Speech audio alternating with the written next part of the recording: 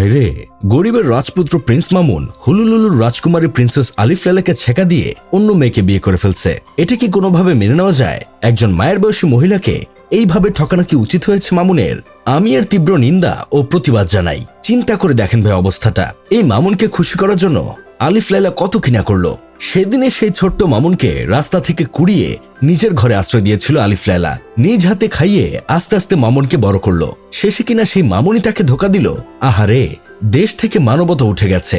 এইদিকে মামুনের বিয়ের কথা শুনে পুরো পাগলের মতো আচরণ করছে আলিফ লায়লা। মামুনের ছবি কাটাকুটি করছে, মামুনের ব্যবহৃত জামা কাপড় জুতা সব ফেলছে।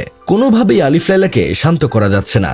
ফাপরবাজ টিভির সিনিয়র সাংঘাতিক আবুল বিন কাশিমের তথ্য মতে আলিফ লায়লাকে শান্ত করার জন্য পাবনা মানসিক হাসপাতাল থেকে একদল ডাক্তার আলিফ লায়লার বাসায় গিয়েছিল, কিন্তু তারা হাজার চেষ্টা করেও আলিফ লায়লাকে শান্ত করতে পারে নাই। শেষমেশ তারা ব্যর্থ হয়ে বন বিভাগের কর্মকর্তাদের ফোন দেন। এখন মানুষকে শান্ত করার জন্য বন বিভাগের কর্মকর্তাদের কেন লাগবে সেটা আপনারা বুঝলে বুঝপাতা আর না বুঝলে তেজপাতা। সত্যি বলতে মামুন আলিফ লায়লার জীবন নষ্ট করছে, আর আলিফ লায়লা আমাদের জীবন নষ্ট করছে। ফেসবুকে ঢুকতে পারছি না আলিফ লায়লার কান্নাকাটির ভিডিওর যন্ত্রণায়। ফেসবুকে ঢুকলেই দেখা যায় আলিফ লায়লা মামুনকে অভিশাপ দিচ্ছে, মামুনের নববিবাহিত বউকে অভিশাপ দিচ্ছে। মামুনকে উদ্দেশ্য করে আলিফ লায়লা বলছে, তুই কোটিপতি হতে পারবি, তুই মেগাস্টার হতে পারবি, কিন্তু আমার বদদোয়া থেকে তুই কোনোদিন রেহাই পাবি না। আমি তোর এমন বদদোয়া দিব তোর জীবন তেজপাতা হয়ে যাবে। মামুনের নববিবাহিত স্ত্রীর উদ্দেশ্যে বলছে, তুই মেয়ে হয়ে আরেকটা মেয়ের সংসার নষ্ট করলি, তুই জীবনও সুখী হতে পারবি না। মামুনকে আমি ছোট থেকে বড় করছি, আমি খুব ভালো করে জানি মামুন কি জিনিস। এইসব অভিশাপ সহ্য করতে না পেরে মামুন লাইভ এসে বলছে, তোর 2 পা কবরে চলে গেছে, তারপর আমার পিছন ছাড়ছিস না কেন? তোর যন্ত্রণা থেকে রেহাই পাওয়ার জন্য আমি বিয়ে করে নিজের জীবনটা নতুন ভাবে শুরু করতে যাচ্ছি, কিন্তু তোর কারণে পারছি না। আল্লাহর দোহাই লাগে আমাকে মুক্তি দে।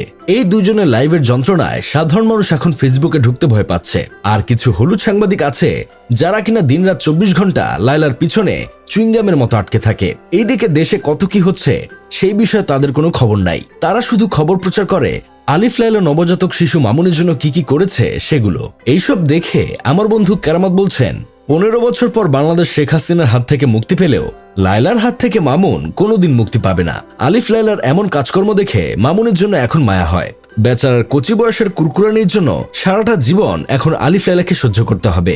যাই হোক, শেষমেশ আমি গোলাম হোসেন একটা কাজের কথা কই।